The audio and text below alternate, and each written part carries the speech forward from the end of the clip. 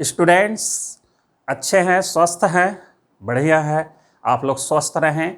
तो स्टूडेंट्स हम लोगों का जीओसी में 2 पार्ट हो चुका है। आज हम लोगों का तीसरा पार्ट है और 2 पार्ट में आप लोगों ने ये देखा कि कोवलेंट बॉन्ड का क्लीवेज कितने तरह से हो सकता है और उसमें जो फ्री रेडिकल इलेक्ट्रोफाइल न्यूक्लियोफाइल बने हैं ना, तो उनके क्या एग्जाम्पल्स हैं और आपने इलेक्ट्रोफाइल अटैक कैसे करता है, उसका मैकेनिज्म क्या है, ये सारी बात आपने देख लिया। और लेविस एसिड के फंक्शन भी देख लिए।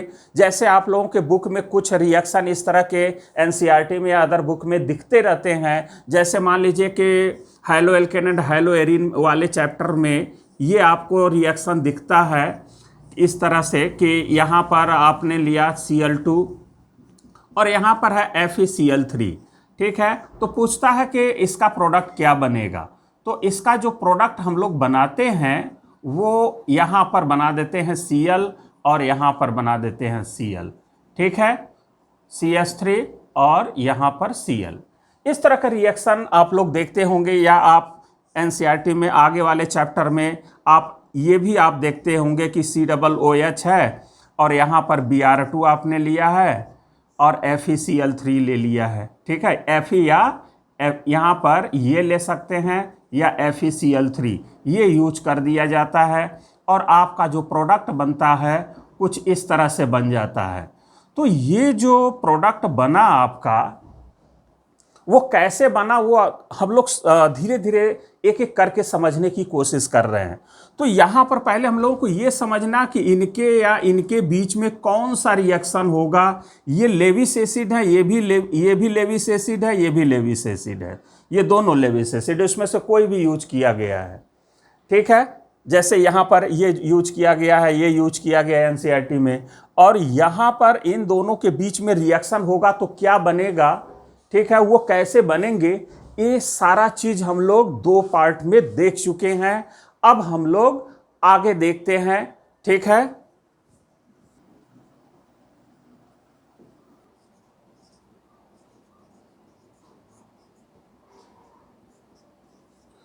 स्टूडेंट्स हम लोग अगर देखें तो इतना हम लोग देख चुके हैं।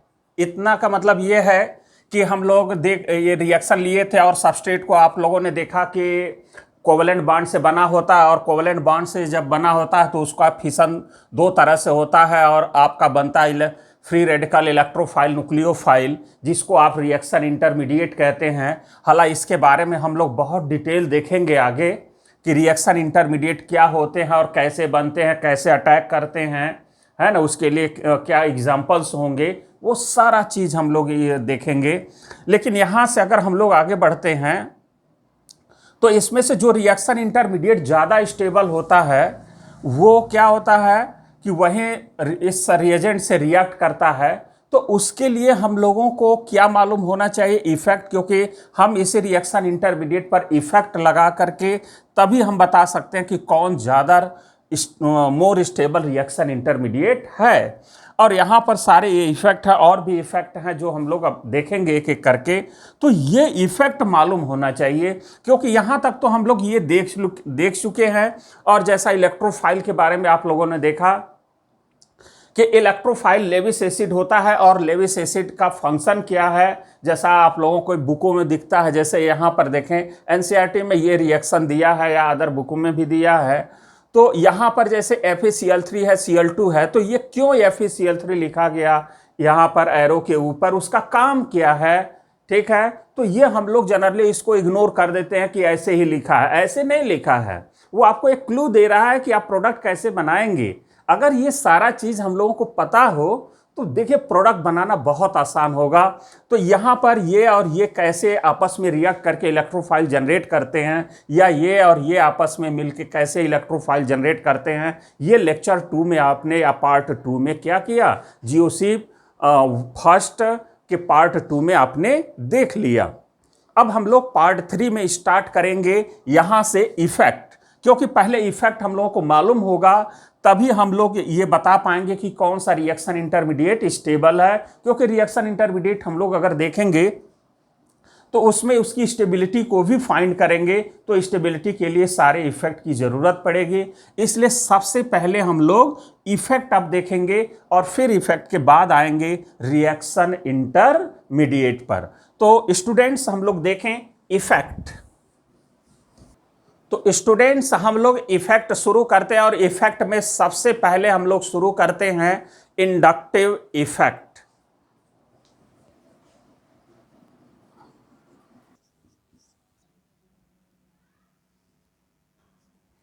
तो स्टूडेंट्स हम लोग अगर देखें इंडक्टिव इफेक्ट है क्या चीज? The permanent displacement of sigma electrons along a carbon chain due to the attachment of more electronegative atom or more electropositive atom or group of atom with the terminal carbon of the chain। कहने का मतलब अगर हम लोग ये देखें कि जैसे मान लीजिए कि एक कोई कंपाउंड है, ठीक, और ये कार्बन चैन है और इस कार्बन चैन से कोई ग्रुप लग गया और ये ग्रुप कैसा है? मान लेते हैं कि ये मोर इलेक्ट्रो पॉजिटिव एटम है और ये है मोर इलेक्ट्रो निगेटिव एटम है।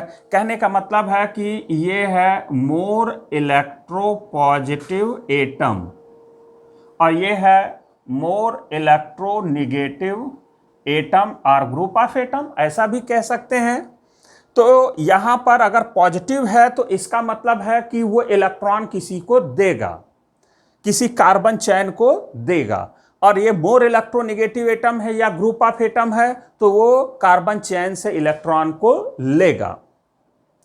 तो अगर ये ग्रुप, ये जो दोनों ग्रुप हैं, जो डिफरेंट टाइप के जो ये दो ग्रुप हैं, अगर किसी कार्बन चैन के टर्मिनल पोजीशन पर, किसी छोर पर या बीच में भी कहीं भी अगर लग जाए तो वो करते क्या है उस बात को ध्यान दें। ये क्या करते हैं? जैसे मान लीजिए कि यही है, अगर ये किसी टर्मिनल कार्बन चैन से ये ग्रुप लग गया more electronegative atom. More electronegative atom कौन कौन सा हो सकता है? Cl हो सकता है, Br हो सकता है, I हो सकता है, F हो सकता है, CHO हो सकता है ना। ये सारे सब क्या होंगे? COX हो सकता है। ये सब क्या है? फंक्शनल ग्रुप हैं या मोर इलेक्ट्रोनेगेटिव एटम से बने हुए ग्रुप ऑफ एटम्स हैं। अगर ये यहां G के स्थान पर लग जाएंगे तो इस कार्बन चैन से इलेक्ट्रॉन को अपनी तरफ परमानेंट खींच लेंगे। कैसे भाई? ये मोर इलेक्ट्रोनेगेटिव एटम है, ये मोर इलेक्ट्रोनेगेटिव एटम है, ये उसका इलेक्ट्रॉन है और ये कार्बन का इलेक्ट्रॉन है। इन्हीं दोनों के शेयरिंग से ये बॉन्ड बना है। तो जब ये मोर इलेक्ट्रोनेगेटिव एटम होगा तो ये कार्बन के इलेक्ट्रॉनों को अपनी तरफ खींचेगा, तो ये इलेक्ट्रॉन यहां से उठ करके यहां पर शिफ्ट हो जाएगा। अब भाई यहां से इलेक्ट्रॉन यहां चला जाएगा, क्यों? क्योंकि ये मोर इलेक्ट्रोनेगेटिव एटम है। तो यहां से जब ये चला जाएगा, ये परमानेंट क्या हो गया? डिस्प्लेस हो गया। इसके जुड़ते ही कार्बन का इलेक्ट्रॉन G की तरफ यानी ग्रुप की तरफ शिफ्ट कर गया। तो अब यहां पर भी इलेक्ट्रॉन की कमी होगा इस कार्बन पर, तो ये कार्बन क्या करेगा? इस कार्बन के इलेक्ट्रॉन को अपनी तरफ खींचेगा, तो ये इलेक्ट्रॉन थोड़ा सा इधर शिफ्ट हो जाएगा। लेकिन जितना ये वाला इलेक्ट्रॉन शिफ्ट हुआ उतना ये शिफ्ट नहीं होगा। फिर क्या होगा? अब इस पर इलेक्ट्रॉन थोड़ा कम हो जाएगा, इसके कंपैरिजन में थोड़ा कम ही होगा। तो ये भी क्या करेगा? इस कार्बन के इस इलेक्ट्रॉन को अपनी तरफ खींचेगा, तो ये इलेक्ट्रॉन थोड़ा सा इस कार्बन की तरफ क्या होगा? शिफ्ट कर जाएगा। और यहां पर क्या होगा? ये जैसे जैसे शिफ्ट आगे की तरफ करेगा तो इस पर क्या होंगे? पार्शियल निगेटिव और इस पर पार्शियल पॉजिटिव होगा। इस पर थोड़ा सा कम इलेक्ट्रॉन चूंकि डिस्प्लेस किया तो इस पर पार्शियल मतलब कम क्या होगा? Positive charge. इस पर और भी कम होगा क्योंकि इसके कंपैरिजन में थोड़ा ही इलेक्ट्रॉन डिस्प्लेस किया। तो ये जो इलेक्ट्रॉन इस ग्रुप की तरफ परमानेंट डिस्प्लेस कर गया, इसी परमानेंट डिस्प्लेसमेंट को ही आप क्या कहते हैं? Inductive effect. क्योंकि आपने लिखा है कि permanent displacement of sigma electron, तो ये सारे क्या है? सिग्मा इलेक्ट्रॉन है। ये सारे क्या है? Sigma electron. तो ग्रुप की तरफ परमानेंट क्या हो गया? इलेक्ट्रॉन शिफ्ट कर गया। तो उसी शिफ्टिंग को हम क्या कहते हैं? उस इफेक्ट को हम क्या बोलते हैं, जो शिफ्ट कर गया, तो उस इफेक्ट को बोलते हैं इंडक्टिव इफेक्ट। अब ये इंडक्टिव इफेक्ट दो तरह का होगा, एक प्लस आई इफेक्ट और दूसरा होगा माइनस आई इफेक्ट। और उसके ग्रुप को हम क्या कह सकते हैं, प्लस आई ग्रुप या ERG ग्रुप। यहां पर माइनस आई इफेक्ट के ग्रुप को क्या कहेंगे हम लोग, माइनस आई ग्रुप या EWG ग्रुप कहेंगे। तो अब यहां पर दो तरह का हो गया, तो इन दोनों इफेक्ट को अब हम लोग क्या करते हैं, अलग अलग देखते हैं कि भाई यहां पर क्या हो रहा है, यहां पर G के द्वारा G की तरफ बढ़ रहा है, लेकिन यहां G से इधर आ रहा है, मतलब इस पर पार्शियल क्या हो जा रहा है, पॉजिटिव चार्ज, तो इस पर निगेटिव है कि नहीं। तो जस्ट इसका उल्टा हो रहा है। तो ये दो तरह का हुआ, जैसे यहां पर पार्शियल निगेटिव हुआ तो इस पर पार्शियल पॉजिटिव होता चला गया, है कि नहीं। तो ये दो डिफरेंट टाइप्स के हम लोगों को इफेक्ट दिख रहा है। तो एक एक करके देखते हैं। पहले हम लोग देखते हैं प्लस आई इफेक्ट।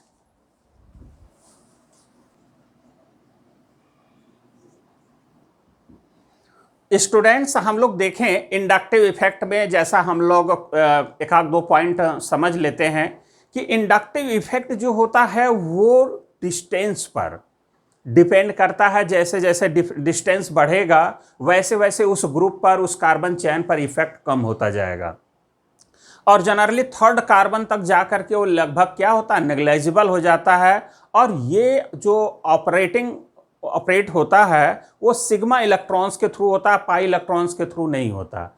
ये हम लोग हमेशा समझें कि inductive effect is always operative through a sigma bond. Clear. और यहां पर अगर हम लोग देखें कि ये इसको जो है कि ट्रांसमिशन इफेक्ट भी कहते हैं, और यहां पर दो तरह का होता है, ये एक प्लस आई दूसरा माइनस आई। तो प्लस आई के बारे में जरा हम लोग जानें। जैसा प्लस आई के बारे में हमने आप लोगों को बताया कि जैसे मान लीजिए कि ये एक ग्रुप है, ये ठीक है, और इस ग्रुप से आपका ये कार्बन चेन है और उससे एक ग्रुप लग गया, और ये ग्रुप क्या है, मोर इलेक्ट्रोपॉजिटिव एटम है। मतलब ये ग्रुप खुद इलेक्ट्रॉन क्या कर रहा है, रिलीज कर रहा है। कहने का मतलब अपना ये जो भाई एक एक इलेक्ट्रॉन के शेयरिंग से ये सिंगल बॉन्ड बना होगा, तो ये अपना इलेक्ट्रॉन इस कार्बन की तरफ क्या किया, डिस्प्लेस कर दिया, क्योंकि ये मोर इलेक्ट्रोपॉजिटिव है। तो थोड़ा सा इलेक्ट्रॉन जब इधर आएगा तो इस पर थोड़ा सा क्या आ जाएगा, निगेटिव चार्ज, इस पर थोड़ा सा पॉजिटिव चार्ज, जिसको बोलते हैं पार्शियल निगेटिव पार्शियल पॉजिटिव। लेकिन अब यहां पर भी थोड़ा सा निगेटिव चार्ज आया तो ये भी क्या चाहेगा कि हम भी थोड़ा सा इलेक्ट्रॉनों को डिस्प्लेस करें। तो ये भी थोड़ा सा जब डिस्प्लेस करता है अपने इस इलेक्ट्रॉन को, तो इस पर क्या होता है, इसके कंपैरिजन में थोड़ा कम पॉजिटिव निगेटिव चार्ज डेवलप होगा, यानी पार्शियल निगेटिव चार्ज होगा। अब इस कार्बन पर हो गया पार्शियल निगेटिव, अब इस पर क्या होगा, पार्शियल, इस पर और भी कम क्या होगा, निगेटिव चार्ज होगा, क्योंकि इसका इफेक्ट यहां तक आते आते क्या होगा, न के बराबर हो जाएगा, नेग्लिजिबल लगभग हो जाएगा, है ना। तो कहने का मतलब है कि ये तो डिस्टेंस पर डिपेंड किया और सिग्मा इलेक्ट्रॉन का ही डिस्प्लेसमेंट होता है। तो यहां पर जो भी ग्रुप अगर सिग्मा इलेक्ट्रॉन्स कार्बन चेन के अलोंग अगर क्या करता है, डिस्प्लेस करता है कार्बन चेन को, अगर इलेक्ट्रॉन ये देता है, तो उस ग्रुप को हम बोलते हैं क्या, उस ग्रुप को बोलते हैं प्लस आई ग्रुप, ठीक है। और उस इफेक्ट को क्या बोलेंगे, प्लस आई इफेक्ट। यानी कि the group which donates the electron to the molecule is known as plus I group and the effect is known as plus I effect. अब यहां पर जो डोनेट करने की जो टेंडेंसी होगी, इलेक्ट्रॉन रिलीज करने की जो टेंडेंसी होगी, उस ग्रुप का कार्बन चेन को देने की जो टेंडेंसी होगी, वो सभी में अलग अलग होगा। तो उसका एक ऑर्डर हम लोग जाने और इसको याद भी रखें। जैसे यहां पर अगर हम लोग अगर किसी कार्बन चेन से O- लगा है, तो ये सबसे ज्यादा इलेक्ट्रॉन उस कार्बन चेन को रिलीज करेगा। जैसे कहने का मतलब ये है कि CH3 CH2 और O- है, ठीक है।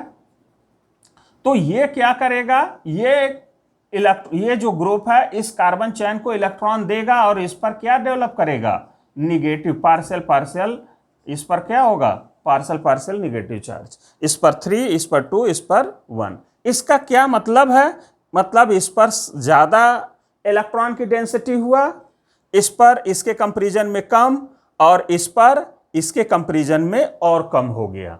धीरे धीरे डिस्टेंस बढ़ता जा रहा है तो इसका इफेक्ट भी क्या हो रहा है, कम होता जा रहा है। ठीक है, तो ये ग्रुप क्या किया, कार्बन चैन को इलेक्ट्रॉन रिलीज किया, तो इसे रिलीजिंग इफेक्ट को हम क्या बोलते हैं, प्लस आई इफेक्ट कहते हैं, और उस ग्रुप को प्लस आई ग्रुप कहते हैं। तो जो रिलीजिंग पावर है इसका सबसे ज्यादा, फिर COO माइनस का, जैसे यहां पर हम लोग देख रहे हैं कि ये ग्रुप क्या कर रहा है, इलेक्ट्रॉन रिलीज कर रहा है, इस पर पार्शियल नेगेटिव चार्ज, अब ये क्या करेगा, इसको देगा तो ये इसको देगा, धीरे धीरे क्या हो रहा है, रिलीजिंग पावर कम होता जा रहा है। ठीक है, उसके बाद होता है 3 डिग्री का एल्काइल ग्रुप जो होता है, उसके बाद 2 डिग्री का एल्काइल ग्रुप होता है, फिर 1 डिग्री का एल्काइल ग्रुप होता है। फिर जैसे जैसे कार्बन कम होता जाएगा उसकी रिलीजिंग पावर भी कम होता जाएगा। और आगे खास बात ये देखें कि यहां पर अगर कोई ड्यूटेरियम है, डी है ड्यूटेरियम, ठीक है, और यहां पर है प्रोटियम, तो ड्यूटेरियम का ज्यादा होता है, प्रोटियम का क्या होता है, कम होता है। अब यहां पर इन दोनों में इसका क्यों ज्यादा, इसका क्यों कम होता है, थोड़ा सा हम लोग समझने की कोशिश करते हैं। जैसे यहां पर अगर हम लोग देखें तो भाई ये H12 होगा, यहां पर H11 होगा, तो इसमें अगर हम लोग देखें तो न्यूट्रॉन की संख्या क्या होगी, 1 होगी, और इसमें न्यूट्रॉन क्या होगा, 0 होगा। तो यहां पर होता क्या है कि न्यूक्लियस में प्रोटॉन न्यूट्रॉन में और न्यूट्रॉन प्रोटॉन में आपस में एक्सचेंज होते हैं बाय द मेसन्स, यानी प्रोटॉन न्यूट्रॉन में और न्यूट्रॉन प्रोटॉन में पाई मेसन्स के थ्रू क्या होते हैं, एक्सचेंज होते हैं, और उसी की वजह से न्यूक्लियर फोर्स जनरेट होता है। और वही क्या करता है, सारे प्रोटॉन के रिपल्सिव फोर्स को क्या करता है, बैलेंस किया रहता है ताकि न्यूक्लियस डिस्ट्रॉय ना हो सके।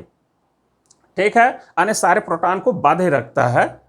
तो यहां पर जब ये एक्सचेंज होता है तो यहां पर अगर देखें तो न्यूक्लियस में होता है प्रोटॉन, और वो प्रोटॉन ही तो क्या करता है, इलेक्ट्रॉनों को खींचता है।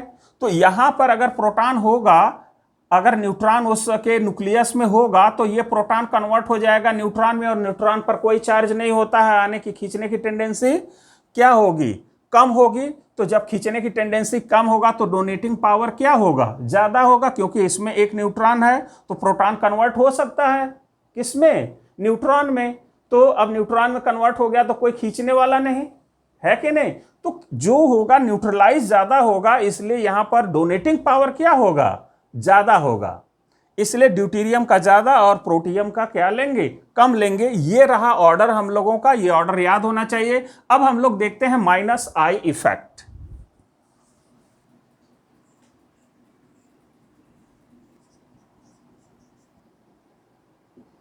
तो स्टूडेंट्स हम लोग अगर देखें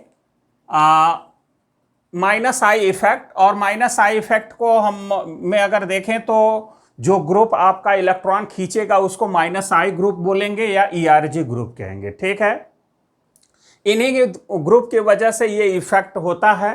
तो होता क्या है, पहले हम लोग ये समझ लें कि जैसे मान लीजिए कि ये कार्बन चैन है और ये ग्रुप है माइनस आई ग्रुप या ERG ग्रुप है, मतलब मोर इलेक्ट्रोनिगेटिव एटम या ग्रुप ऑफ एटम है ये।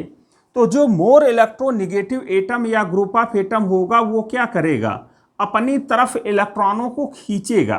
ठीक है, अपनी तरफ इलेक्ट्रॉनों को जब ये खींचेगा, ठीक, तो क्या होगा, तो देखिए यहां पर ये सिंगल बॉन्ड जो बना है ये G का इलेक्ट्रॉन है, ये कार्बन का इलेक्ट्रॉन है, इसी के शेयरिंग से ये बॉन्ड बना है। लेकिन ये मोर इलेक्ट्रोनिगेटिव होने की वजह से ये इस इलेक्ट्रॉन को अपनी तरफ खींचता है, और यही इलेक्ट्रॉन थोड़ा सा इधर G की तरफ शिफ्ट कर जाता है, जिसकी वजह से इस पर तो पार्शियल आता है निगेटिव चार्ज और इस पर आ जाता है क्या, पार्शियल पॉजिटिव चार्ज। क्लियर। अब यहां पर जितना इस कार्बन का ये इलेक्ट्रॉन शिफ्ट किया उतना इसका नहीं कर पाता, क्योंकि इनके बीच का डिस्टेंस बढ़ गया, तो इसका इफेक्ट इस कार्बन पर कम होगा। इसलिए यहां पर क्या होगा कि ये इस कार्बन का ये इलेक्ट्रॉन थोड़ा कम डिस्प्लेस कर पाएगा, इसलिए इस पर पार्शियल पॉजिटिव चार्ज होगा, और इस पर तो लगभग न के बराबर क्या होगा, पॉजिटिव चार्ज डेवलप करेगा। मतलब इस ग्रुप का इस पर न के बराबर बहुत कम इफेक्ट होगा। है ना।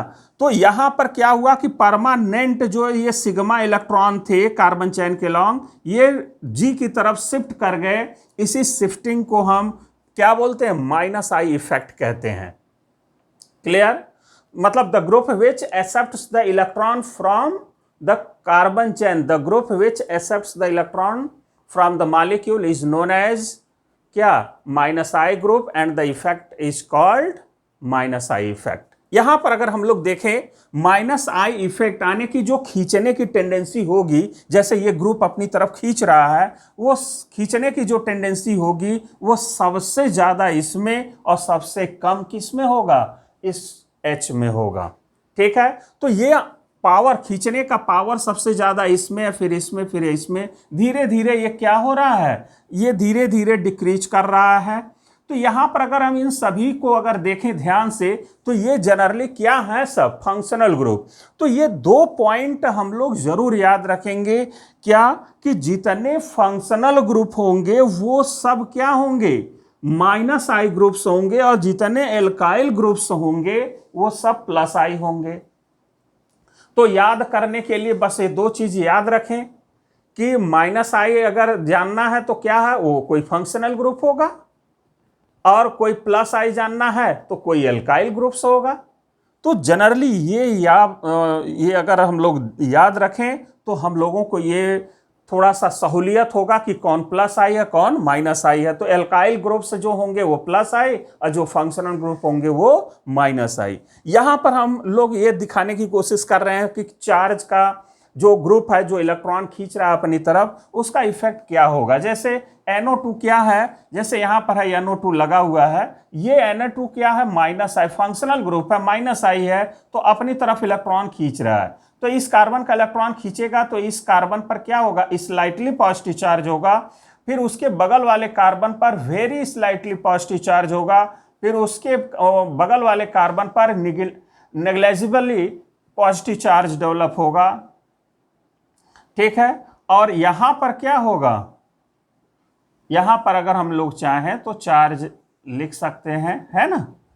अब यहां पर अगर देखें तो इस कार्बन पर क्या होगा, कोई चार्ज डेवलप नहीं होगा, इसका कोई इफेक्ट नहीं होगा, इस ग्रुप का इस कार्बन पर कोई इफेक्ट नहीं होगा। तो यहां पर ये हम लोग जान लिए कि इंडक्टिव इफेक्ट है क्या चीज, और उसमें जो फंक्शनल ग्रुप का खींचने का जो पावर है वो क्या है, ये सारा चीज हम लोग जान लिए। अब हम लोग ये जाने कि इंडक्टिव इफेक्ट का एप्लीकेशन क्या है। तो कुछ एप्लीकेशन हम लोग इंडक्टिव इफेक्ट का देखें। तो स्टूडेंट्स अब हम लोग देखते हैं एप्लीकेशंस ऑफ इंडक्टिव इफेक्ट।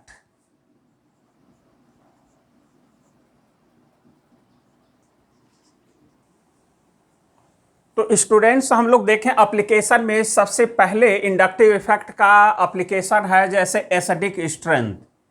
यहां पर कुछ हमने एग्जांपल्स लिए हैं और एसिडिक स्ट्रेंथ के ऑर्डर में अरेंज करना है। जैसे पहला एग्जांपल है यहां पर ए एग्जांपल में, अगर हम लोग देखें कि एसिडिक स्ट्रेंथ का ऑर्डर क्या होगा, तो ये 4 कंपाउंड दिए गए हैं और एसिडिक स्ट्रेंथ का ऑर्डर पूछा गया है। एसिडिक स्ट्रेंथ और बेसिक स्ट्रेंथ कि हमने 8 वीडियो यूट्यूब पर अपलोड किया हुआ है और बहुत डिटेल एसिडिक स्ट्रेंथ और बेसिक स्ट्रेंथ का कॉन्सेप्ट बताया है, वहां पर बहुत डिटेल आप सीख सकते हैं। लेकिन यहां पर चूंकि हम लोग इफेक्ट पढ़ रहे हैं, तो वो इफेक्ट क्यों पढ़ रहे हैं, उसके क्या एप्लीकेशंस हैं, उसके लिए हम लोग कुछ एग्जाम्पल यहां पर ले रहे हैं। जैसे यहां पर पहला एप्लीकेशन है, या इसका यूज अगर हम देखें तो क्या है, यूज हम लोग किस में कर रहे हैं, एसिडिक स्ट्रेंथ को निकालने के लिए, आइडेंटिफाई करने के लिए, ऑर्डर में अरेंज करने के लिए हम इंडक्टिव इफेक्ट को यूज कर रहे हैं। जैसे ये चारों कंपाउंड दिया गया है। अब यहां पर चारों में अगर देखा जाए, पहले एसिडिक स्ट्रेंथ देखें कि ये OH बॉन्ड टूटेगा, सॉल्यूशन में H+ जाएगा और एसिडिक स्ट्रेंथ क्या होगा, बढ़ेगा, यही H+ के रूप में जाएगा, और ये माइनस हो जाएगा, ये प्लस हो जाएगा, minus plus minus plus minus ये होगा। लेकिन ये बॉन्ड किसमें सबसे ज्यादा टूटेगा, तो जो कॉमन होता है वो रिजल्ट डिसाइड नहीं करता है। तो देखिए ये सब में कॉमन है, ये सब में कॉमन है, तो डिफरेंट क्या है, जो डिफरेंट है वही रिजल्ट डिसाइड करेंगे।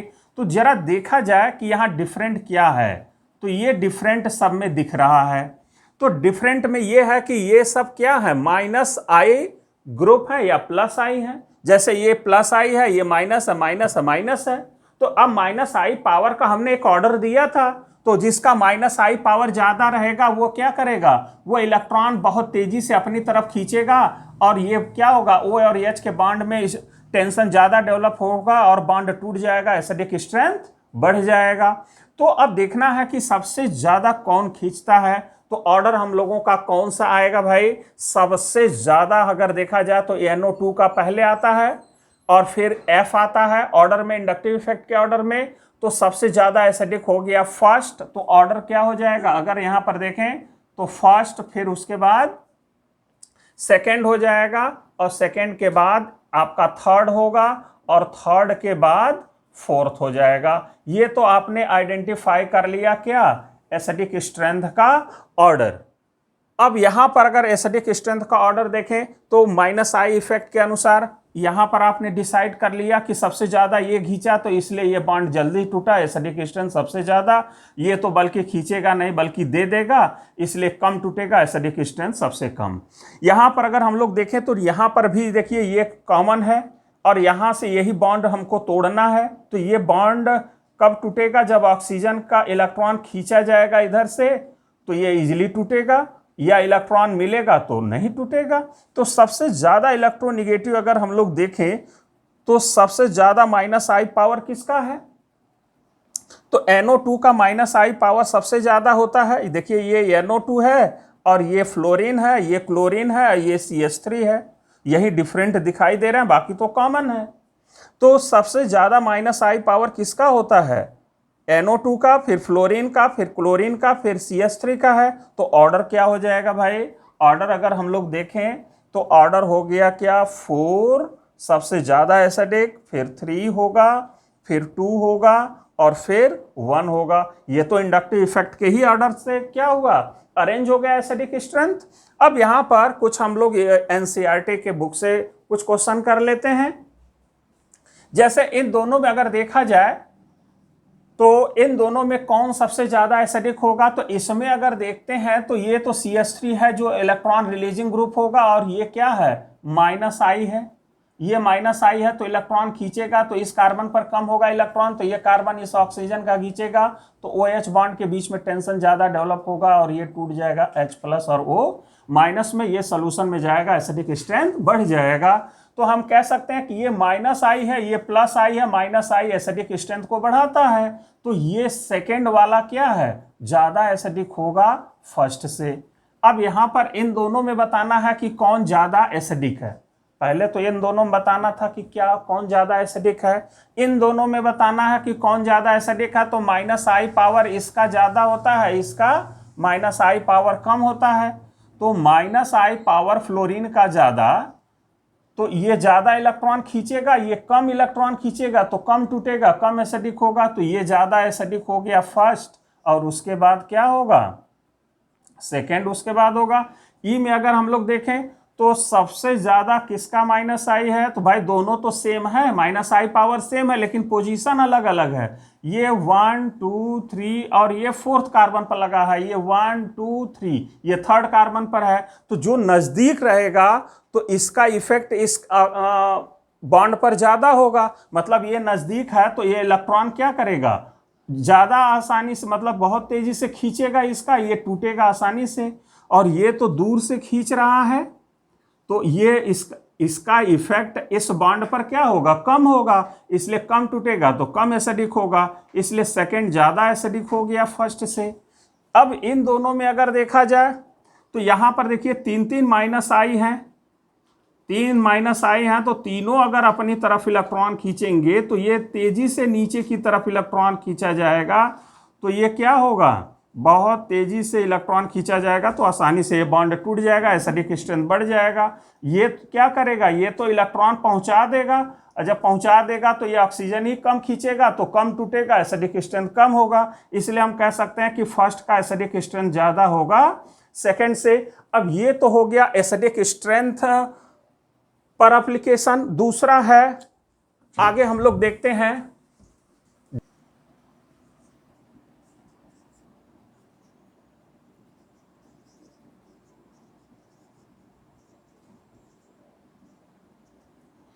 स्टूडेंट्स अगर हम लोग देखें एप्लीकेशन में, अगर सेकंड एप्लीकेशन देखें इंडक्टिव इफेक्ट का, तो ये होता है डाइपोल मोमेंट में।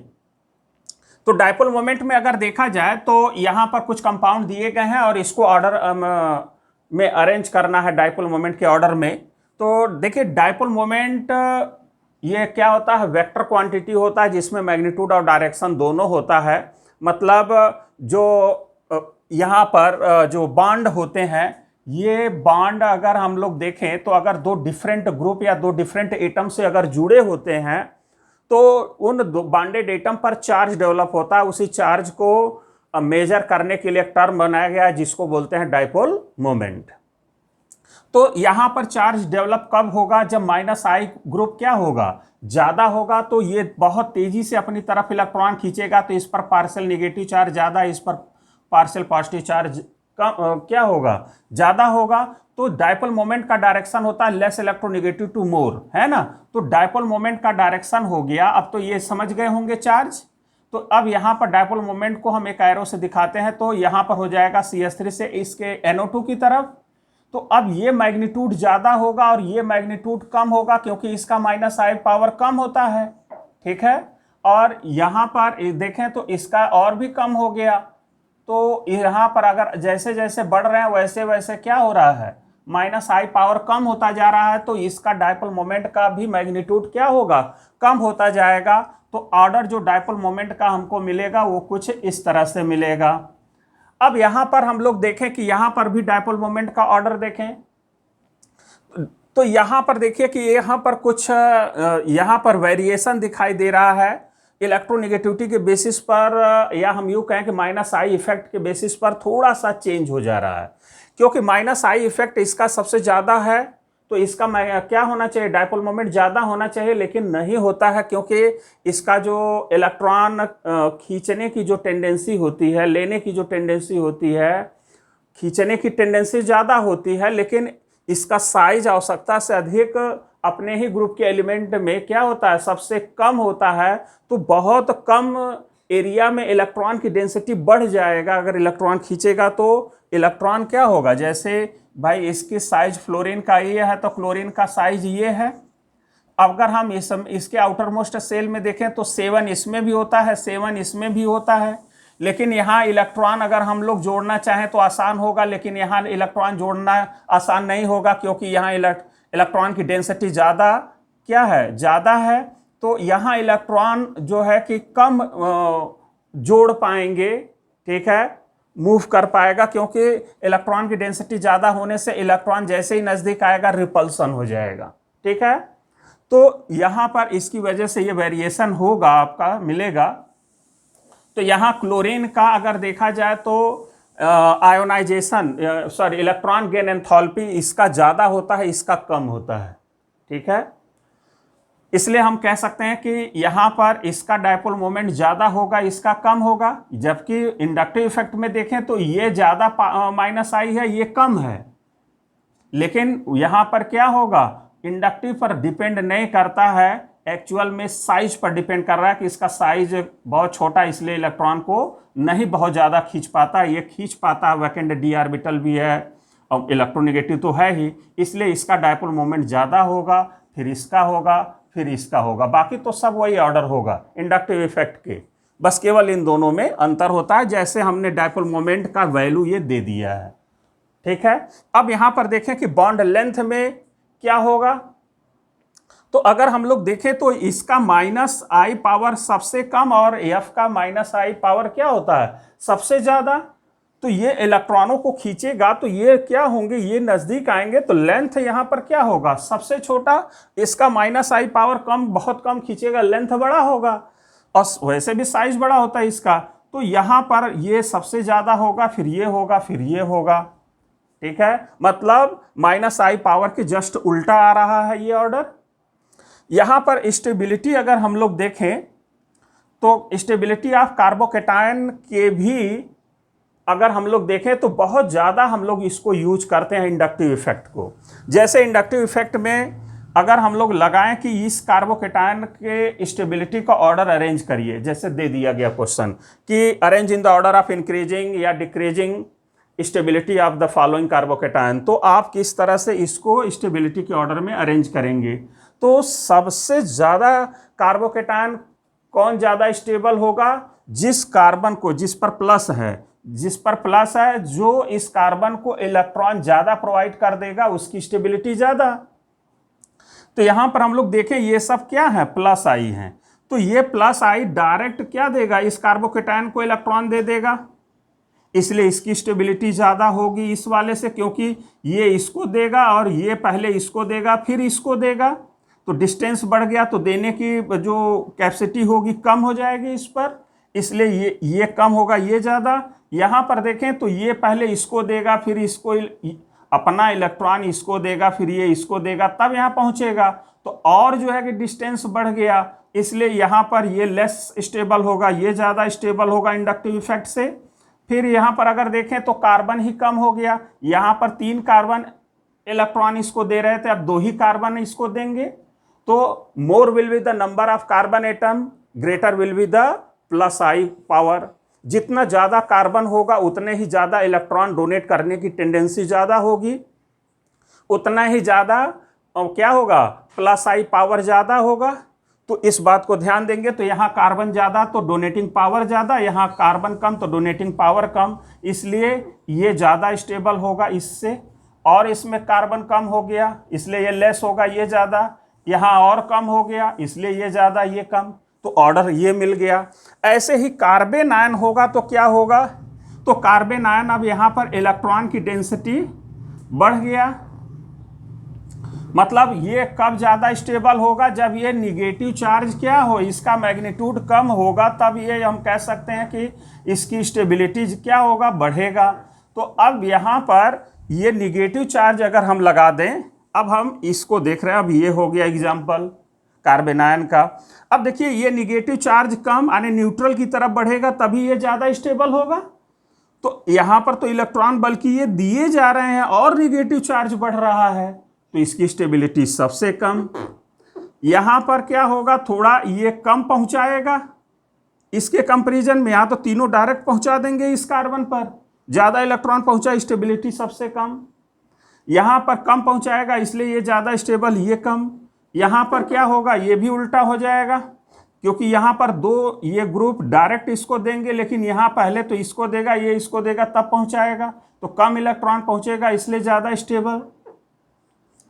फिर क्या होगा भाई,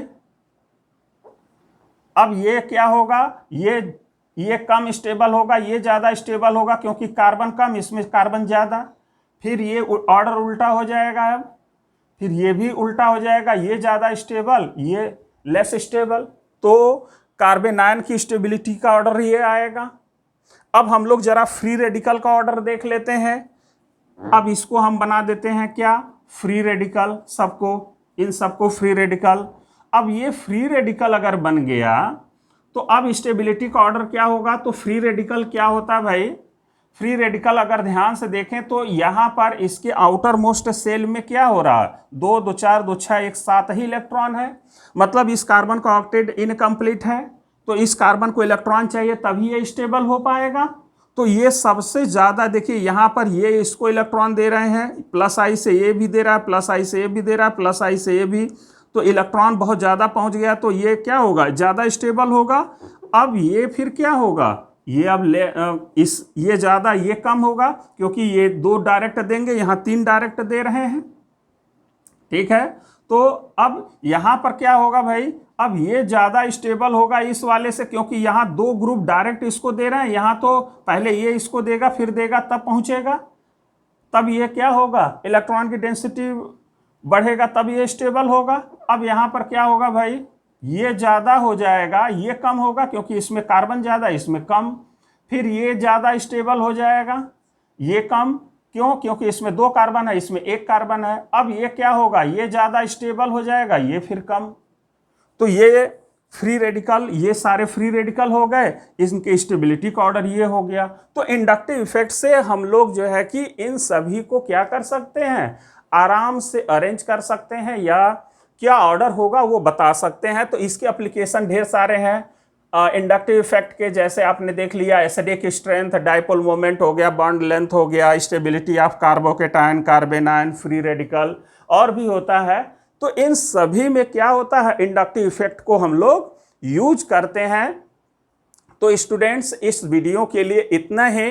आप हर वीडियो को अच्छे से वॉच करिए, और सब वीडियो अगर आप देख लेंगे तो फिर आप जब क्वेश्चन करेंगे तो बहुत अच्छा लगेगा, क्योंकि ये इफेक्ट आपको सब आना चाहिए, बहुत अच्छे से आना चाहिए, तभी तो हम जहां ज़रूरत पड़ेगा अच्छे से इफेक्ट लगा करके जो इन्फॉर्मेशन होगा वो हम लोग निकाल पाएंगे। तो स्टूडेंट्स, इस वीडियो के लिए इतना है। ओके, बहुत बहुत धन्यवाद।